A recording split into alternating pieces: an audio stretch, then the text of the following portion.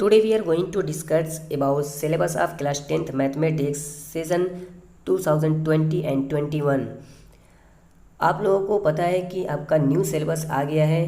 Corona virus pandemic की वजह से आपके पुराने वाले सिलेबस में कुछ पोर्शन को हटाया गया है। वो डिलेटेड पोर्शन क्या है उससे रिलेटेड हम आज बात करने वाले हैं। यानी सभी चैप्टर में से कुछ न कुछ टॉपिक को हटा दिया गया है। तो ये आपका सिलेबस है। तो सिलेबस में आपको 80 मार्क्स का क्वेश्चन पेपर में तो आएगा ही आपको, ठीक है। लेकिन उसमें से फर्स्ट चैप्टर में से आपको कौन से पोर्शन को हटाया गया है उसे मैं आपको सामने रखने जा रहा हूँ। तो ये मैं आपको दिखा रहा हूँ जो ओल्ड सिलेबस है हमारे पास, ठीक है। ये हमारा ओल्ड सिलेबस है, ठीक है। इसमें से आप देखेंगे ओल्ड सिलेबस में तो ये वाला पोर्शन आपके न्यू सिलेबस में नहीं दिखेगा। यानी यूक्लिड्स डिवीज़न लेम्मा को हटा दिया गया है। मैं आपको दिखाऊं कि रिमूव्ड जो हमारे पास एक लिस्ट है उसमें से आपके भी दिया गया है कि यूक्लिड्स का जो लेम्मा है यहाँ से वो रियल नंबर में से आपको हटा दिया गया है, ठीक है। तो अगर हम बात करें आपकी बुक की तो आपकी बुक में से कौन से पोर्शन को हटाया गया है, तो आपकी बुक में एक्सरसाइज 1.1 स्टूडेंट आप लोगों को नहीं पढ़ना है। इसमें से एक भी क्वेश्चन आपको नहीं पढ़ने हैं, ठीक है। अब मैं चैप्टर नंबर 2 की बात कर रहा हूँ।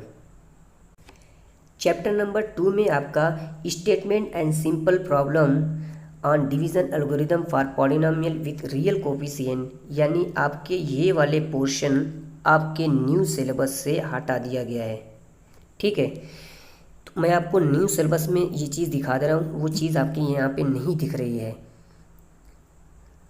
यहाँ पे आप देखिए खुद कि यहाँ पे आपको कहीं वो वाली चीज़ दिख रही है, नहीं दिख रही है, ठीक है। और मैं आपको डिलेटेड पोर्शन वाले में भी आपको लेके चलता हूँ। देखिए आप डिलेटेड पोर्शन में ये चीज़ दी गई है, statement and simple problem division algorithm for polynomial with real coefficient, यानी ये आपको डिलेटेड पोर्शन है, आपके न्यू सिलेबस में ये नहीं है। तो इस तरीके से अगर हम बात करें तो आपकी बुक में से कौन से पोर्शन को नहीं पढ़ना है, तो एक्सरसाइज आपके 2.3 नहीं पढ़नी है, ठीक है। ये पूरी एक्सरसाइज आपको नहीं पढ़नी है, ये आपके बोर्ड एग्ज़ाम में नहीं आने वाला है। अब हम बात करेंगे चैप्टर नंबर 3 की, यानी pair of linear equation in 2 variable. Pair of linear equation in 2 variable में आपके ये वाले पोर्शन को हटा दिया गया है बाय क्रॉस मल्टीप्लिकेशन मेथड। ये आपके न्यू सिलेबस में नहीं दिखेगा, ठीक है। मैं आपको दिखा रहा हूँ, यहाँ पे आपको वो चीज़ नहीं दिखेगी। और आपके पहले मैं रिलेटेड पोर्शन में लेके चलता हूँ। यहाँ पे पेयर ऑफ लीनियर इक्वेशन में देखिए आपको साफ दिया गया है कि क्रॉस मल्टीप्लिकेशन मेथड को हटा दिया गया है। और आप न्यू सिलेबस में भी देखेंगे तो आपके न्यू सिलेबस में पेयर ऑफ लीनियर इक्वेशन का नाम कहीं नहीं दिया है। देखिए by substitution method, by elimination method तो दिया है, उसके बाद क्रॉस मल्टीप्लिकेशन मेथड वाले को हटा दिया गया है, ठीक है। तो मैं अगर आपकी बुक की बात करूँ तो आपकी बुक में कौन से पोर्शन को नहीं पढ़ना है, देखिए आप एक्सरसाइज 3.5 में क्वेश्चन नंबर 1 में ये कहा गया है कि इस which of the following pair of linear equation has unique solution, no solution और infinite many solution. In case either there is a unique solution find it using cross multiplication method. तो आपके फर्स्ट वाले question को आपको नहीं करना है, लेकिन इसको अगर कहता है इसी क्वेश्चन में से कि ये आपको बाई सब्स्टिट्यूशन मेथड या एलिमिनेशन मेथड से आप करिए, तो आपको ये करना पड़ेगा, ठीक है। इस तरीके से अगर मैं बात करूं तो यहाँ पे आपको क्वेश्चन नंबर 3 में भी वो क्वेश्चन कहा गया है कि क्रॉस मल्टीप्लिकेशन मेथड से कीजिए। तो इस तरीके से आपको ये वाला पोर्शन भी नहीं करना है, ठीक है। अब हम बात करेंगे चैप्टर नंबर 4 की। चैप्टर नंबर 4 में हमारे पास देखिए ये चीज़ आपको यहाँ पे किसी भी क्वाड्रेटिक इक्वेशन को 3 मेथड से हम लोगों ने सॉल्व करना सीखा था बाय फैक्टराइजेशन मेथड, ठीक है। उसके बाद आपको कंप्लीटिंग द स्क्वायर मेथड था, ठीक है। ये हमारा ओल्ड सिलेबस है। कंप्लीटिंग द स्क्वायर मेथड था, उसके बाद बाय क्वाड्रेटिक फार्मूला मेथड था। तो यहाँ पे मिसप्रिंट था पहले से ही आपका, ठीक है। इसमें कंप्लीटिंग द स्क्वायर मेथड था, तो वहाँ से आपको जब न्यू सिलेबस में देखेंगे तो कंप्लीटिंग द स्क्वायर मेथड नहीं दिया गया है। और आप ध्यान देंगे तो ये पोर्शन भी आपके कंप्लीटिंग न्यू सिलेबस में नहीं दिया गया है, यानी situational problem based on quadratic equation related to day activities to be in incorporated, ये वाले पोर्शन भी आपको नहीं दिख रहे हैं। और आप डिलीटेड पॉइंट में मैं आपको लेके चलता हूँ। तो आप देखिए क्वाड्रेटिक इक्वेशन में सिचुएशनल बेस्ड वाला पोर्शन ये चीज़ दिया गया है कि ये आपको हटा दिया गया है, ठीक है। और मैं आपको न्यू सिलेबस में दिखाता हूँ, तो वहाँ पे न्यू सिलेबस में आपके वो चीज़ नहीं दी गई है। देखिए आप यहाँ पे कहीं पे वो सिचुएशनल प्रॉब्लम वाली चीज़ नहीं दी गई है। और यहाँ पे बाई फैक्टराइजेशन मेथड है, उसके बाद यूजिंग क्वाड्रेटिक फार्मूला मेथड है, जिससे आपको कंप्लीटिंग द स्क्वायर मेथड के पोर्शन को हटा दिया गया है। एक चीज़ जो मेरे पास जो डाउट है वो ये है, मुझे इस चैप्टर में अभी डाउट है, मैं आपको बाद में इसको क्लियर करूँगा कि जो चैप्टर नंबर 4 है कि situational problem based on reducible quadratic equation, यहाँ पे यानी जो रियल बेस्ड क्वेश्चन है, यानी रियल लाइफ पे बेस्ड क्वेश्चन है, उसमें से कुछ पोर्शन को हटाया गया है। कितने पोर्शन को हटाया गया ये भी क्लियर नहीं है। तो इसके लिए मैं अलग से एक क्वाड्रेटिक इक्वेशन की चैप्टर नंबर 4 की वीडियो आपको बना के दे दूंगा, ठीक है। तो अगर मैं बुक की बात करूं तो फिलहाल तो उसमें थे चैप्टर नंबर 4 में जो एक्सरसाइज आपके पास है method of completing the square method, तो ये तो आपके पास हटा ही दिया गया है, ये आपको नहीं पढ़ना है। तो अगर मैं बात करूं कि किस एक्सरसाइज की, तो आपके 4.3 के एक्सरसाइज में क्वेश्चन नंबर 1 जो है, क्वेश्चन नंबर 1 ये कह रहा था कि इसे आप method of completing the square method से कीजिए। तो इस तरीके से ये वाले पोर्शन को आपको नहीं करना है, बाकी आगे आपको करना है, ठीक है। उसमें जो रियल लैब बेस्ड क्वेश्चन है उसे आपको करना है कि नहीं करना है, इस पर मुझे थोड़ा डाउट है, तो मैं इसको आपको बाद में क्लियर कर दूंगा, ठीक है। फिलहाल चैप्टर नंबर 4 में मुझे थोड़ा डाउट है। अब हम चैप्टर नंबर 5 करेंगे। चैप्टर नंबर 5 जो है अर्थमेटिक प्रोग्रेशन में, उसमें से आपको क्या पोर्शन हटाया गया है, ये आपको application in solving daily life problem में ये आपको चीज़ हटा दी गई है, ठीक है। ये आपके न्यू सिलेबस में नहीं दिखेंगी, मैं आपको डिलीटेड वाले पोर्शन में लेके चलता हूँ। तो आप यहाँ पे देखिए अर्थमेटिक प्रोग्रेशन में application solving daily life problem based on sum to n terms, ठीक है। यानी ये पोर्शन, यानी जो भी डेली लाइफ से पोर्शन है वो आपको सिलेबस में से हटा दिया गया है। एक बार मैं आपको न्यू वाले सिलेबस में लेके जाता हूँ और न्यू वाले में सिलेबस में आपको दिखाता हूँ। देखिए यहाँ पे वो चीज़ नहीं दी गई है, यानी एप्लीकेशन वाला कहीं पे भी बात आपकी नहीं की गई है इसमें, ठीक है। तो इस तरीके से अगर मैं आपकी बुक की बात करूँ तो आपके बुक में जो एग्ज़ाम्पल नंबर 9 है, आपके एक्सरसाइज 5.2 से पहले जो एग्ज़ाम्पल नंबर 9 है, ये वाले पोर्शन यानी ये आपको नहीं पढ़ना है, ठीक है। उसके बाद ऐसे ही एग्ज़ाम्पल नंबर 10 है, ये भी डेली लाइफ बेस्ड है, ये भी आपको नहीं पढ़ना है। उसके बाद आपको लेके चलता हूँ मैं आपको 5.2 के एक्सरसाइज में, इसमें आपको question number 18, question number 19, question number 20 आपको तीनों की तीनों आपको रियल लाइफ बेस्ड हैं, इसलिए इन तीनों को भी आपको नहीं पढ़ना है। उसके बाद मैं आपको इस एक्सरसाइज के बाद एग्जाम्पल नंबर 16 लेके चलता हूँ। एग्जाम्पल नंबर आपको 16 भी नहीं पढ़ने हैं, ठीक है। ये भी आपको रियल लाइफ बेस्ड हैं, तो ये भी आपको नहीं पढ़ना है। और मैं अगर बात करूँ एक्सरसाइज 5.3 में, तो एक्सरसाइज 5.3 में आपको क्वेश्चन नंबर 15, 16, 17, 18, 19 एंड 20 ये सारे आपको नहीं पढ़ने हैं, यानी 15 से लेके आपको ये जो भी आगे प्रॉब्लम है ये आपको नहीं पढ़ने हैं, ठीक है। 16 देखिए मैं एक बार आपको लिख दे रहा हूँ, 15 है, ठीक है, 16 है, उसके बाद 17 है, क्वेश्चन नंबर 18 है, ठीक है, क्वेश्चन नंबर 19 है, क्वेश्चन नंबर 20 है। ये आपको क्वेश्चन नहीं पढ़ने हैं, ठीक है। हम लोग चैप्टर नंबर 7 करते हैं, ट्रायंगल में आपको ये आपके जो 7 नंबर पे है, ये आपके थ्योरम यानी prove the ratio of the area of two similar triangle is equal to the ratio of the square of their corresponding sides, ये आपके 6.6 थ्योरम है, थ्योरम नंबर 6.36 आपके ये आपके सिलेबस से हटा दी गई है। और एक आपके थ्योरम है, यानी ये आपके जो 9 नंबर पे है, ये भी आपको इस चैप्टर से, न्यू वाले चैप्टर सिलेबस से आपको हटा दी गई है। और ये थ्योरम आपके 6.9 है, ठीक है। यानी ये पाइथागोरस की जो अपोजिट है वो प्रूव करने के लिए ये आपके सिलेबस में अब नहीं है। तो मैं आपको अगर बुक की बात करूं तो बुक में आपको 6.6 थ्योरम आपकी ये आपके थ्योरम नहीं आएगी। और अगर मैं पाइथागोरस की बात करूं, पाइथागोरस थ्योरम ये 6.8 है हमारे पास। पाइथागोरस ये हमारा 6.8 है, ये आपके सिलेबस में तो है, लेकिन आपके पास जो इसकी अपोजिट वाली प्रूफ करना होती है यानी 6.9, ये आपके हटा दी गई है इस सिलेबस से, ठीक है। तो चैप्टर नंबर 8 की हम लोग बात कर रहे हैं। चैप्टर नंबर 8 में ये वाले पोर्शन को आपके सिलेबस से हटा दिया गया है, trigonometric ratio of complementary angle, ठीक है। ये मैं आपको डिलेटेड वाले पोर्शन में लेके चलता हूँ। तो मैं आपको दिखा रहा हूँ कि यहाँ पे ट्रिग्नोमेट्री जो है वो यहाँ पे दी गई है। देखिए ये ट्रिग्नोमेट्री है, motivate ratio which are defined at 0 degree and 90 degree, trigonometric ratio of complementary angle, ये वाले पोर्शन को आपको हटा दिया गया है।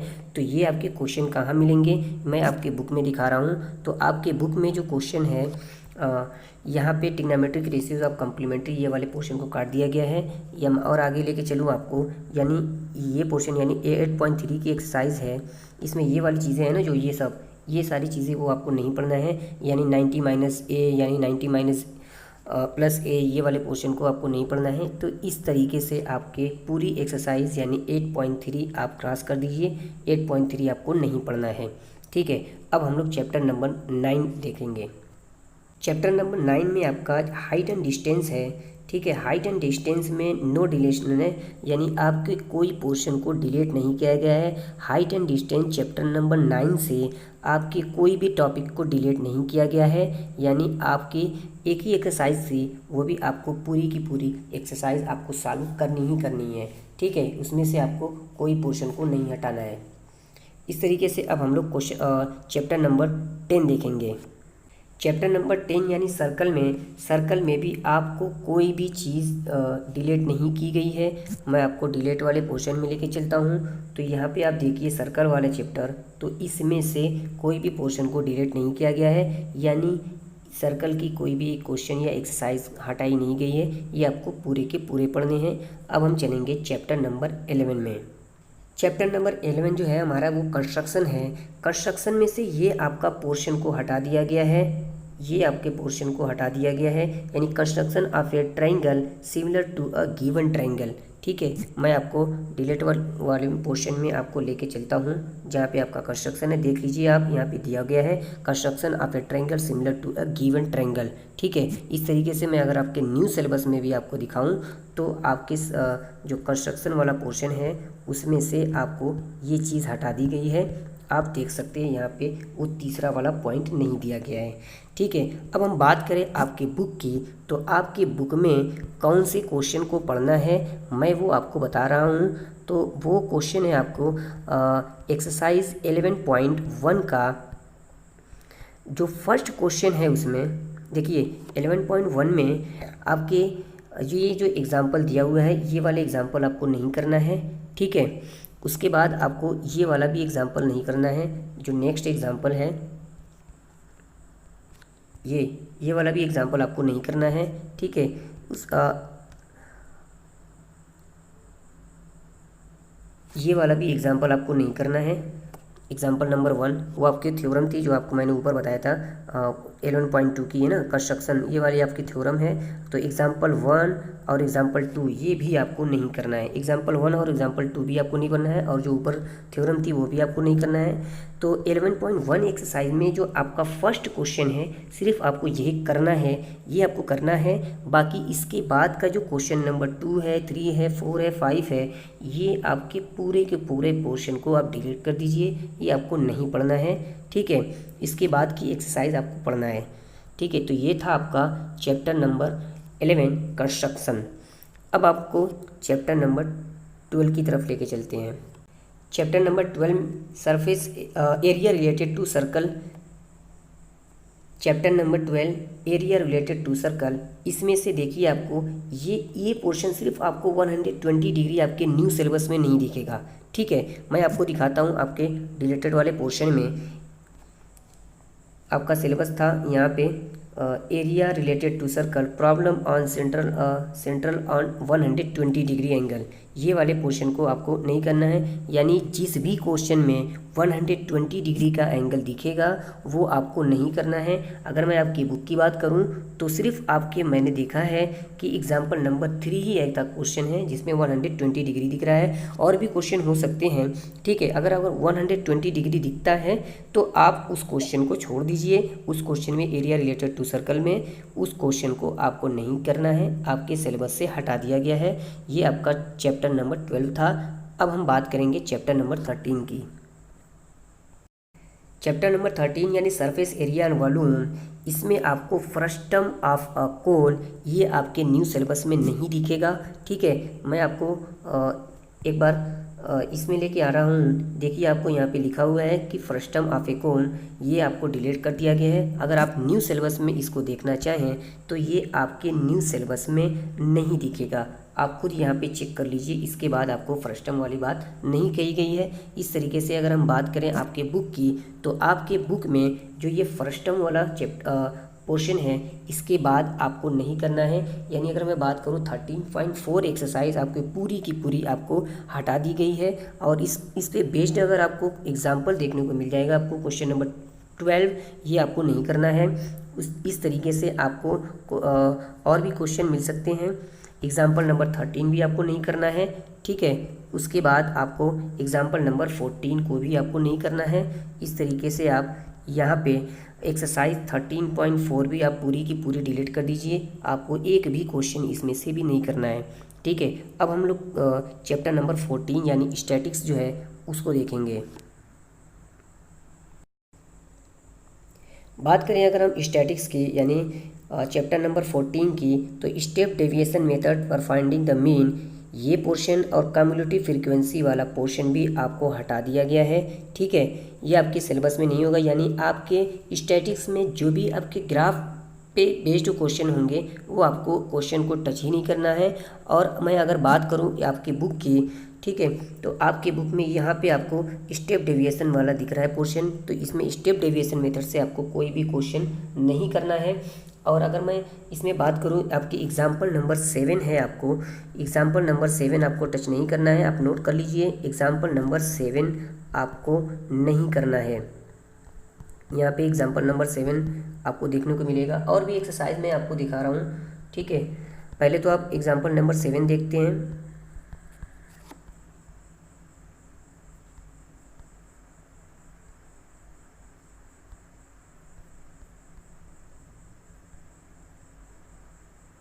ये देखिए, ये आपके एग्जाम्पल नंबर 7 है।